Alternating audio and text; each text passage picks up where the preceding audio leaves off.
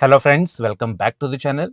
भाई आज इस वीडियो में एक बहुत इंपॉर्टेंट टॉपिक के बारे में बात करें जो कई लोगों को डाउट आता है कि वो क्या बेसिक कार मेंटेनेंस टिप्स हैं जो वो घर पे फॉलो कर सकते हैं जिससे कि भाई उनका मोटा खर्चा बच सकता है। जैसे कि होता क्या है, कई बार हम छोटी छोटी चीज़ों को इग्नोर कर देते हैं, हमें चेक करना नहीं आता है। तो उस हिसाब से ना हम गाड़ी को किस तरह से मेंटेन करें अपने घर में, जिससे कि भाई हमको पीरियोडिकली पता चलता रहे कि भाई हमारी गाड़ी में ये प्रॉब्लम आने वाली है या गाड़ी में कोई दिक्कत है। तो आपको मैं 5 चीज़ ऐसी बताऊँगा ना जो आप घर पे चेक कर सकते हैं विदाउट वेस्टिंग एनी मनी, जिसके कारण भई आपकी गाड़ी जो है फिट रहेगी और आपका जो है मोटा खर्चा बाद में होने से बच जाएगा। तो चलिए बिना किसी देरी के वीडियो को स्टार्ट करते हैं। देखिए, सबसे इंपॉर्टेंट चीज़ जो होता है ना गाड़ी की क्लीनिंग। अब क्लीनिंग जो है ना वो अभी इसमें इंक्लूड नहीं करूँगा मैं, क्योंकि वो एक सेपरेट चीज़ है। गाड़ी को साफ रखना अंदर-बाहर से बहुत ज़्यादा इंपॉर्टेंट है, क्योंकि मैक्सिमम प्रॉब्लम जो है ना गाड़ी को अगर आप रेगुलर क्लीन करते हैं तो वो उस चीज़ से खत्म हो जाती है। तो भाई आपको पीरियोडिकली अपनी गाड़ी को साफ तो रखना ही है। जैसे कई लोग क्या होता है कि 2-2 3-3 महीने तक उनकी गाड़ी साफ ही नहीं होती है। तो उससे क्या होता है, रस्टिंग के इश्यूज़ आने लग जाते हैं, मोल्ड के इश्यू आने लग जाते हैं और जो कीड़े होते हैं ना, छोटे-छोटे चींटियाँ वगैरह, वो भी गाड़ी के अंदर स्पेस बना लेती हैं। तो वो चीज़ आपको नहीं करनी है। जभी भी आप अपनी गाड़ी को मतलब पीरियोडिकली चला रहे हैं तो सफाई भी उतनी ही पीरियोडिकली आपको गाड़ी की करनी पड़ेगी। तो ये चीज़ आपको ध्यान रखनी है। उसके बाद 5 ऐसी चीज़ें जो आपको आप घर में इंस्पेक्शन कर सकते हैं। वो है, सबसे पहली चीज़ जो है ऑयल चेकअप। अब देखिए, ऑयल चेकअप आप कर सकते हैं घर के अंदर, क्योंकि इसमें क्या होता है, बेसिक चीज़ें होती हैं, कुछ फ्लूइड्स होते हैं गाड़ी के अंदर जिनको आपको रेगुलर चेक करना चाहिए। सबसे पहली चीज़ जो है उसमें एक वाइपर फ्लूइड। अब वाइपर वॉशर का जो फ्लूइड होता है ना, इसको कई लोग चेक नहीं करते हैं, वो ड्राई वाइपर को चलाते हैं जिससे उनका मोटा खर्चा हो सकता है। अब मोटा खर्चा कैसे हो सकता है उसको मैं एक्सप्लेन करता हूँ। देखिए, अगर आप अपने वाइपर को जो है, विंडशील्ड गंदी है, ड्राई चलाते हैं, तो होता क्या है, वाइपर ब्लेड्स में ना कई बार डर्ट फँस जाती है। तो जब वाइपर फर्स्ट अपना जो है मोशन स्टार्ट करेगा ना, तो उस टाइम पे सबसे ज़्यादा स्क्रैच पड़ते हैं। उसके बाद शायद वो मिट्टी को जो है साइड कर देगा, फिर वो क्लीन कर देगा। पर जो सबसे पहला जो राउंड जब चलता है ना वाइपर, तो उस टाइम पे सबसे ज़्यादा स्क्रैच वो मारता है, क्योंकि उस टाइम पे जो मिट्टी फँसी होती है ना, तो वो स्क्रीन को हार्म करती है। तो आपको करना क्या है कि रेगुलर आप अपने वाइपर की ब्लेड चेक करिए, सफाई रखिए। दूसरी चीज़, जभी भी आप गाड़ी का वाइपर चला रहे हैं तो ड्राई मत चलाइए। हमेशा पानी के साथ इस्तेमाल करिए, जिससे कि स्क्रैच पड़ने के चांसेस काफ़ी ज़्यादा कम हो जाएँगे। क्योंकि अगर विंडशील्ड में स्क्रैच पड़ गए ना, तो आपको नाइट ड्राइविंग में बहुत ज़्यादा प्रॉब्लम आने वाली है, क्योंकि उससे जो ग्लेयर होता है ना, वो काफ़ी ज़्यादा इफ़ेक्ट करता है ड्राइविंग हमारी रात के टाइम पे। तो इस चीज़ का आपको ध्यान रखना है। तो वाइपर फ्लूइड आपको चेक करना है, कूलेंट का लेवल आपको चेक करना है, क्योंकि ये चीज़ ऐसी है ना, आप खुद से भी चेक कर सकते हैं, इसमें कोई रॉकेट साइंस नहीं है।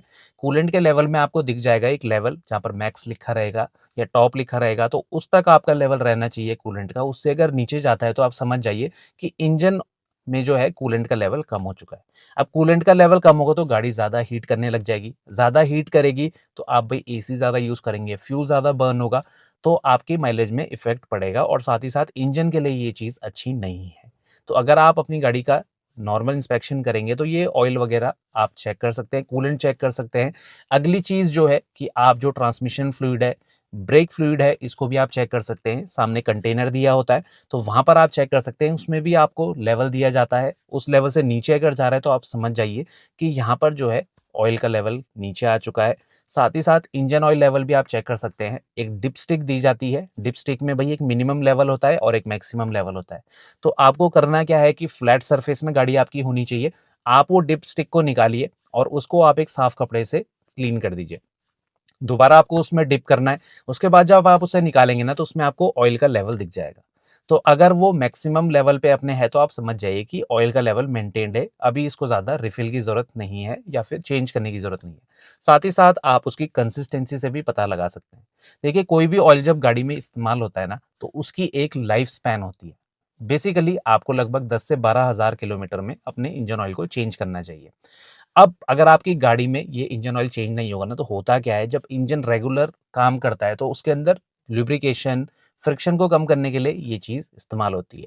तो धीरे-धीरे ना टाइम के साथ क्या होता है, ये अपनी विस्कोसिटी को खो देती है। तो विस्कोसिटी कम होगी तो भई होगा क्या, फ्रिक्शन होने लग जाएगा।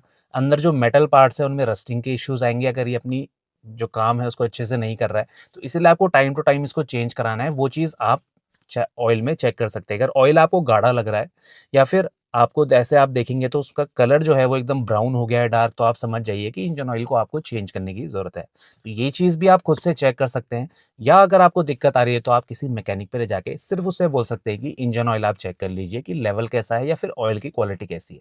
तो वो फ्री में चेक कर लेगा, इसमें कोई ऐसा नहीं है कि वो आपसे चार्ज करेगा, वो सिर्फ़ डिपस्टिक निकाल के चेक कर लेगा कि इसको टॉप अप करने की ज़रूरत है या नहीं है। तो इस चीज़ का आप ध्यान रखिए। ऑयल चेकिंग बहुत ज़्यादा इंपॉर्टेंट है जभी भी आप गाड़ी की पीरियोडिक मेंटेनेंस खुद से कर रहे हैं। अगली इंपॉर्टेंट चीज़ है गाड़ी के टायर। देखिए, मैं पहले भी कई बार बता चुका हूँ कि अगर आप गाड़ी को कम चलाते हैं या फिर टायर का इंस्पेक्शन नहीं करते हैं, तो बहुत सारी चीज़ें इफ़ेक्ट होती हैं गाड़ी में। जैसे कि भई गाड़ी का जो बैलेंस है, जब आप चलाते हैं ना, गाड़ी लेफ्ट राइट जाने लग जाएगी। दूसरी चीज़ गाड़ी की फ्यूल एफिशिएंसी, और तीसरी चीज़ गाड़ी की सस्पेंशन। तो ये चीज़ें सारी इफ़ेक्ट होती हैं सिर्फ़ एक छोटी चीज़ से कि आप टायर का इंस्पेक्शन नहीं करते। भई आप ये लगा लीजिए कि लगभग 2 हफ़्ते में आपको अपनी टायर की जो हवा है ना, इसको रेगुलर चेक कराना है। उससे पहले भी आप करा सकते हैं अगर आपको लग रहा है कि किसी टायर में हवा कम है। तो ये आपको इंस्पेक्ट ज़रूर कराना है। कई लोग क्या है कि उनके टायरों की हवा इतनी ज़्यादा कम हो जाती है कि टायर जो है बिल्कुल फ्लैट चलते हैं रोड पे, पर उनको पता ही नहीं चलता है। अब आजकल कई गाड़ियों में जो है टीपीएमएस आने लग गया है, पर जिन गाड़ियों में नहीं है या फिर जो उसे चेक नहीं करते, क्योंकि टीपीएमएस के भरोसे ही आप नहीं चल सकते हैं। आपको मैनुअली भी टायर प्रेशर जो है चेक कराना चाहिए। अब इसमें एक डाउट निकल के आता है कि हमको एयर फिल करनी है या नाइट्रोजन फिल करनी है। देखिए, वो आपकी चॉइस है, आप कुछ भी फिल कर सकते हैं। मैंने तो आज तक कभी नाइट्रोजन नहीं डलवाई है, और इतनी ज़्यादा रिक्वायरमेंट नहीं होती है अगर आप बहुत लंबे-लंबे टूर हाईवे के नहीं करते हैं। क्योंकि नाइट्रोजन एक्सपैंड नहीं होती है, गर्म नहीं होती है। तो जो लोग हाईवे में बहुत ज़्यादा चलते हैं, 800-800 किलोमीटर रेगुलर चलते हैं, 500 किलोमीटर रेगुलर चलते हैं, तो उनके लिए नाइट्रोजन अच्छा ऑप्शन निकल के आ सकता है। बाकी आप नॉर्मल एयर फिल करा सकते हैं, ऐसी कोई दिक्कत की बात नहीं है। साथ ही साथ इसमें एक इंपॉर्टेंट चीज़ निकल के आती है, टायर रोटेशन। अब टायर रोटेशन और अलाइनमेंट बहुत ज़्यादा इंपॉर्टेंट है। टायर रोटेशन देखिए आपको लगभग 10 से 15,000 किलोमीटर में कराने हैं, जिससे आपके जो टायर है ना, वो इवनली घिसेंगे, मतलब आगे के भी उतने ही घिसेंगे, पीछे के भी बराबर घिसेंगे। क्योंकि जब आप ब्रेक लगाते हैं ना, तो मैक्सिमम जो ब्रेकिंग पावर है वो आगे वाले टायरों में ट्रांसफर होती है। तो गाड़ी आगे के टायर की ब्रेकिंग से ही ज़्यादा रुकती है, तो वो ज़्यादा घिसते हैं, ठीक है ना। फिर रोटेट करते हैं हम जभी भी अपने स्टीयरिंग को, तो आगे वाले टायर ही ज़्यादा घिसते हैं, तो उनको रोटेट करना ज़रूरी है ताकि इवनली जो है टायर हमारे वेयर आउट हो। दूसरी चीज़ अलाइनमेंट और बैलेंसिंग। देखिए, कभी भी आप लंबी ड्राइव पे जा रहे हैं, कहीं ऑफ रोडिंग कर रहे हैं, कहीं कोई टायर एकदम झटके से गड्ढे में चला गया और आपकी गाड़ी एक तरफ भाग रही है। ये सारे जो चीज़ें हैं ना, इनका सॉल्यूशन है अलाइनमेंट और बैलेंसिंग। अलाइनमेंट और बैलेंसिंग ज़रूरी है ताकि आपकी गाड़ी एक स्ट्रेट लाइन में चले, स्टीयरिंग में ज़्यादा लोड ना पड़े, और आपकी गाड़ी के जो टायर है, सस्पेंशन है, इनकी लाइफ भी बनी रहे, ठीक है ना। वरना आपके टायर क्या है, अनइवन वियर आउट होंगे, दिक्कत आएगी आपको, आपकी गाड़ी लेफ्ट राइट भागेगी। तो आपको अलाइनमेंट और बैलेंसिंग करानी है जभी भी आप लॉन्ग टूर कर रहे हैं या आपको लग रहा है कि मेरी गाड़ी कहीं लेफ्ट राइट भाग रही है जब मैं ड्राइव कर रहा हूँ। तो उस केस में आपको अलाइनमेंट कराना ज़रूरी है। टायर अगर आपके अनइवन वेयर आउट हो रहे हैं, घिस रहे हैं, कहीं से ज़्यादा कहीं से कम घिस रहे हैं, तो भी आप अलाइनमेंट और बैलेंसिंग चेक करवा सकते हैं अपनी गाड़ी की। बहुत ज़्यादा महंगी ये नहीं होती है। तीसरी चीज़ है एयर फिल्टर। अब एयर फिल्टर को आप इजीली एक्सेस कर सकते हैं घर पे ही। आगे इंजन में एयर फिल्टर का कंपार्टमेंट होता है, कुछ स्क्रूज लगे होते हैं, अलग अलग कंपनी की गाड़ी में अलग अलग टाइप से लगे हो सकते हैं, पर उसको खोलना बहुत ज़्यादा ईजी होता है। आप घर में ही खोल के उसको चेक कर सकते हैं, और इसमें ज़्यादा कोई रॉकेट साइंस नहीं है, बस आपको निकाल के उसे हल्का सा झाड़ देना है, जिसके बाद उसमें जो जितनी भी डर्ट फंसी होगी वो क्लीन हो जाएगी। और उसकी आप क्वालिटी चेक कर लीजिए। अगर बहुत ज़्यादा गंदा आपको दिख रहा है ना, तो आप उसको चेंज कर दीजिए। बहुत ज़्यादा महँगा नहीं आता है, 300 से 500 रुपए तक आपको पड़ जाएगा बाहर मार्केट में।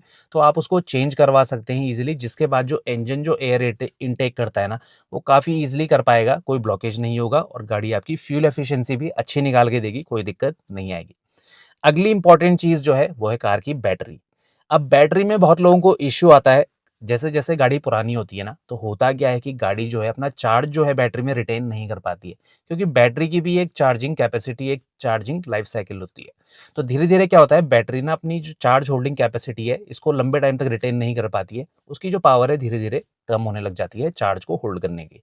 तो बैटरी धीरे-धीरे जो है ड्रेन स्टार्ट ज़्यादा होने लग जाएगी। अगर आप अपनी गाड़ी को रेगुलर नहीं चलाते हैं, जो लोग गाड़ी कम चलाते हैं, इसलिए मैं कहता हूँ कि उनकी बैटरी जल्दी डाउन होती है, उन्हें ध्यान रखना चाहिए।